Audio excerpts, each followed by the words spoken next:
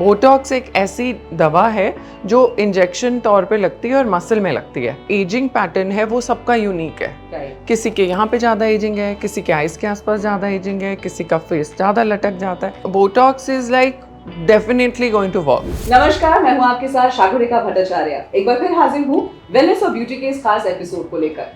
Wellness और beauty की परिभाषा तो बहुत लोग जानते हैं, लेकिन क्या वाकई में आप इस बात से मेरे ख्याल से इंटरलिंक कर पाएंगे कि ब्यूटी में क्या वो चीजें हैं जो आपकी त्वचा को एनहांस कर सकती है, आपकी इनर सेल को एनहांस कर सकती है। मिथ्स भी हैं, तौर तरीके भी हैं। इसी में एक पर्याय आता है, वो है बोटॉक्स एंड फिलर्स। इस पर चर्चा करने के लिए आज हमारे साथ जुड़ चुकी हैं doctor Geeta Grewal. Hi doctor, how are you? Hello, I am good. Doctor, botox is something I believe everyone talks about it, and after a certain age इसकी मेरे ख्याल जरूरत सबसे ज्यादा हो जाती है। सो सबसे पहला सवाल तो मेरा यही है, what is Botox and what is this terminology is all about?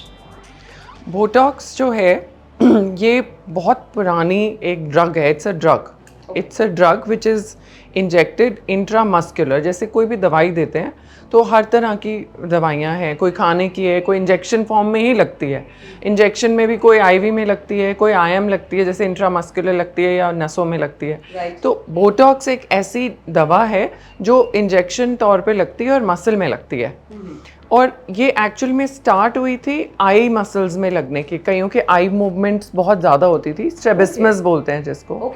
और वो आई के डॉक्टर्स ने देखा कि आसपास के रिंकल्स भी इंप्रूव हो गए, स्किन क्वालिटी बेटर हो गई। वहाँ से ये कॉस्मेटिक में जंप करी है। ऐसी बहुत सारी मेडिसिन्स हैं जो दूसरी फील्ड में जंप करती हैं, जैसे मिनॉक्सिडिल एक है जो ब्लड प्रेशर की मेडिसिन थी और हेयर में इतना शोर मचा रही है आज की डेट में। तो ऐसे ही बोटॉक्स है जो कि उसमें यूज़ हुई थी। सबसे पहले आई के डॉक्टर्स यूज़ करते थे और उन्होंने देखा कि रिंकल्स बेटर हो गए हैं, तो कॉस्मेटिक वर्ल्ड में जंप हो गई और कॉस्मेटिक में आने के बाद ये मशहूर हो गई बेसिकली। तो बहुत फील्ड्स में अभी भी यूज़ होती है। ईएनटी सर्जन करते हैं, ऑफ्थैल करते हैं, न्यूरोसर्जन्स बहुत ज़्यादा यूज़ करते हैं इस ड्रग को, लेकिन लोगों को इतना अवेयरनेस नहीं है, पता नहीं है कि सबसे ज़्यादा यूज़ न्यूरोसर्जन करते हैं एक्चुअली। चलिए, ये भी एक मिथ मैंने आपको कहा ही था शुरुआत में, क्योंकि एपिसोड में हम लोग हमेशा कोशिश करते हैं कि जितने मिथ्स हैं उनको भी क्लैरिफाई करते हुए चलें। And doctor Geeta herself is a cosmetologist, so she knows the exact view points. सो डॉक्टर, ये तो आपने बताया कि हाँ, आंखों को ठीक करते करते रिंकल्स ठीक हुए। So now this is we know all know कि बोटॉक्स क्या है। सो बोटॉक्स को करने के लिए, लेने के लिए क्या कोई एज ग्रुप भी आता है या any age group can go for it? ये मसल्स में, जैसे मैंने आपको बताया, मसल्स में इंजेक्ट होती है और उन मसल्स में इंजेक्ट होती है जो हाइपर एक्टिव हो जाते हैं। हाइपर एक्टिव मसल तब होता है जब आपका रिपीटेड यूज़ होता है उस मसल का। जैसे बॉडी बिल्डर्स रेजिस्टेंस ट्रेनिंग के साथ अपने मसल बिल्ड कर लेते हैं, ऐसे ही फेस एक एक्सप्रेशन एरिया है और फेशियल मसल एक्सप्रेशन मसल्स हैं, राइट? वो बोन से स्टार्ट होते हैं। हमारे स्केलेटल मसल्स, जो बॉडी के मसल्स हैं, उनको स्केलेटल मसल्स बोलते हैं और वो बोन से ओरिजिनेट होते हैं और बोन में ही इंसर्ट होते हैं। फेस में मसल बोन से ओरिजिनेट होता है लेकिन फेशियल स्किन में इंसर्ट होता है। That's how it moves the skin. अब मान लो किसी को कोई पढ़ रहा है, उसको बार बार ये फोकस करने में ग्लेबुलर मसल यूज़ करने पड़ते हैं, तो ये हाइपर टोन में चला जाता है मसल और रिपीटेड मूवमेंट की वजह से स्किन को तोड़ देता है वहाँ पर। Wrinkle is a break in the skin, तो टूटी हुई है स्किन वहाँ पे, उसको जोड़ा जा रहा है। हाँ, तो ये प्लास्टर की तरह काम करता है। जब हाइपर एक्टिव मसल में इंजेक्ट कर देते हैं तो वो मसल मूव नहीं करता और स्किन को टाइम मिल जाता है हील होने को, इसीलिए रिंकल्स धीरे धीरे कम हो जाते हैं। पर से रिंकल में कुछ नहीं कर रहा, केवल हाइपर एक्टिव मसल को रिलैक्स कर रहा है, जिससे कि स्किन फोल्ड होना रिपीटेड बंद हो जाती है और वो स्किन को हीलिंग में हेल्प करता है और रिंकल्स भर जाते हैं। ओके, यानी कि अगर ऑब्वियसली रिंकल्स तभी आते हैं, जैसे कि आपने कहा कि repetitive use of that particular facial muscle या फेशियल एक्सप्रेशन या दैट फाइन लाइन, तो मेरे ख्याल से वो सबसे ज्यादा तो एक एज ग्रुप के बाद ही आता है। हाँ जी, एग्जैक्टली। सो नॉर्मली डिपेंड करता है। I have seen 26 also, specially eyes के आसपास। एक आपकी जीन्स में भी होता है कि एजिंग पैटर्न क्या है। जैसे हमारी we all look different, Absolutely. We have same set of eyes, nose, but everybody looks different. पांचों की So अलग अलग हैं तो पेशेंट्स अब डायबिटीज़ भी आप अगर बेसिक चीज़ें देखोगे तो हर एक की डायबिटीज़ सेम नहीं है. बिल्कुल. हर एक की शुगर अलग है. कोई इंसुलिन पे कंट्रोल होता है, कोई ओरल मेडिसिन पे. मेडिसिन भी इतनी सारी हैं, किसी को एक सूट करती है, किसी को दूसरी. राइट. ऐसे ही जो एजिंग पैटर्न है वो सबका यूनिक है. राइट. किसी के यहाँ पे ज़्यादा एजिंग है, किसी के आइज़ के आसपास ज़्यादा एजिंग है, किसी का फेस ज़्यादा लटक जाता है. तो जब बोटॉक्स केवल उन पेशेंट्स में यूज़ होता है जिनके हाइपर एक्टिव मसल है. नॉर्मली 27 एक एज है जिसमें हल्का हल्का हाइपर एक्टिविटी नोटिसेबल हो जाती है शुरू.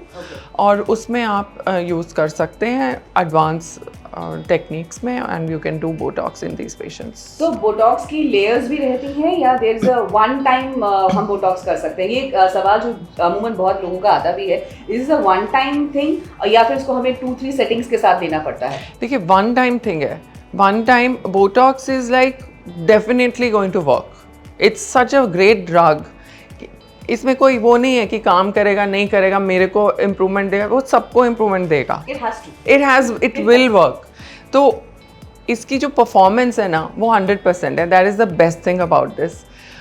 अब उसकी वजह से अगर आपकी टेक्निक गलत है तो गलत रिजल्ट आ गया. right. तो इसीलिए प्रिसीजन स्पेशली चेहरे पे जी. जहाँ 0.1 mm का फ़र्क भी आईब्रो ऊपर नीचे दिख जाती है ना, बहुत दूर से पेंसिल हल्की सी लिप के बाहर लग जाए तो दूर से दिखती है. तो एरर का स्कोप बहुत कम है फेस पे. प्रिसीजन होना चाहिए क्योंकि ये दवाई ऐसी है जिसने परफॉर्म करना ही करना है. और एक सेशन में ही रिज़ल्ट आ जाता है और दूसरा सेशन आपके ऊपर है. अगर आप अपनी हैबिट्स तोड़ सकते हो, मतलब जैसे किसी की हैबिट है बहुत फ्राउन करने की, अगर आप अपनी हैबिट तोड़ सकते हो तो आपको उतनी ज़रूरत नहीं पड़ेगी बोटॉक्स. लेकिन जो आप इनकलकेटेड है जो चीज़ हो तो आपकी बॉडी में रहेगा ही रहेगा. बट अगर अवेयरनेस क्रिएट हो जाए और आप कोशिश करें तो हो सकता है. So that is one tip of the day I would say from the doctor that कि अगर आप अपने आप को बोटॉक्स के मल्टीपल स्टेजेस से रुकना चाहते हैं, so obviously you have to tap on your own facial expressions जो आपको तोड़ने पड़ेंगे. Otherwise you have to go on and on. Well, so ये तो बात हुई हमारी कि हमें कितने सेशंस चाहिए. Now coming to बोटॉक्स की वेरिएशंस भी होते होंगे डॉक्टर? हाँ जी बिल्कुल. हर कंपनी अपने नाम से बनाती है. इंडिया में मोस्टली 2 बड़ी कंपनियां हैं जिनके हैं. एक डिस्पोर्ट है गैल्डर्मा का और एलोगन का बोटॉक्स है. जियोमिन है और भी कई ब्रांड्स हैं कोरियन कंपनीज के भी. और we normally do botox and dysport. We prefer these two. आपने कोरियन की बात की तो मेरा सवाल ये कि कोरियन आजकल जो नया चलन में है, हाँ. Korean glass face and the makeup and the skin, so will this also fit into the same कि नहीं? उनमें भी अगर कोरियन बोटॉक्स भी होते हैं so they also will work like the same, इनके जैसे ही काम करते हैं? बोटॉक्स तो सेम ही काम करेगा किसी भी कंपनी का ले ले. It is all about purified कितना है. बोटॉक्स एक प्योरीफाइड प्रोटीन है. हर कंपनी उसको प्योरीफाई करके बनाती है. मतलब उसके साइड इफ़ेक्ट्स हटा दें और केवल जो मसल रिलैक्सेंट पार्ट है उसको रखते हैं. That is why it is called as a purified protein. आपने साइड इफ़ेक्ट्स की बात की तो क्या साइड इफ़ेक्ट्स होते हैं बोटॉक्स में? देखिए जो नेचुरल वो है उसमें तो it's a by product of a bacteria, right. It's a gross protein. उसमें से एक पर्टिकुलर सेगमेंट लिया जाता है. मोस्टली वैक्सीन्स ऐसे ही बनती हैं. जैसे कोविड की वैक्सीन बनी, कितना टाइम लगा उसको बनाने में. वायरस के पूरे कंपोनेंट है जो हर तरह का रिएक्शन दे रहा है बॉडी में.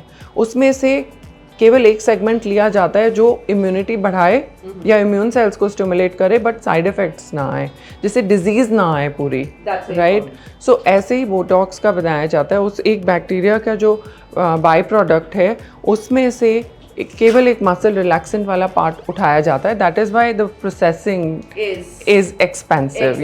You need to have lot of research and study and only then you can pick. हाँ, इसके अलावा ऐसा नहीं है कि अगर आप इफ यू आर 18 और 20 और आप ये सोच रहे हैं कि मुझे लाइंस यहाँ पे दिख रही है या मुझे फाइन लाइन नजर आ रही है तो आपको बोटॉक्स की जरूरत है. नहीं, you need to consult the hepatologist और the dermatologist because that is very important. वो आपको रिकमेंड करेंगे तभी आप इसे कर सकते हैं. Doctor, one thing, botox and fillers जो होते हैं, what are fillers? So fillers is hyaluronic acid mainly and they are used to hydrate the skin, plump the skin and increase the soft tissue in the skin. ठीक है.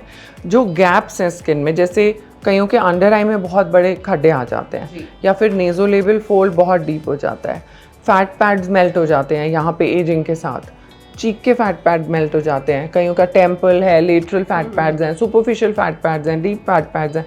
तो हर एक की जो ageing pattern है वो डिफरेंट है, कौन सा फैट पैड मेल्ट हुआ है वो फिलर रिप्लेस कर देगा, but botox is only acting on the muscle, that is very important. So both are different, completely different. completely different. तो ये आप बिल्कुल भी इस मुगालते में ना आ रहे हैं कि फिलर्स हैं या फिर वो भी आपके चेहरे की मरहम पट्टी कर सकते हैं, नहीं, वो उनका अलग तरीका है and botox is a different procedure all together. Well this is an endless topic and we can talk about this and more about it, लेकिन हाँ मेरे ख्याल से आज के टॉपिक में हम डॉक्टर से जितनी हमें इस पे बारे में इसके इंसाइट्स मिले हैं वो काफ़ी हैं, आगे भी हम इसके और भी पर्याय लेकर आएंगे। Well thank you so much doctor. Thank you so much, pleasure, thank you. तो आज के इस कार्यक्रम में फिलहाल इतना ही, फिर होगी आपसे मुलाकात एक नए टॉपिक और एक नई इनसाइड स्टोरी के साथ। तब तक के लिए दीजिए इजाजत और देखते रहिए TV9 डिजिटल।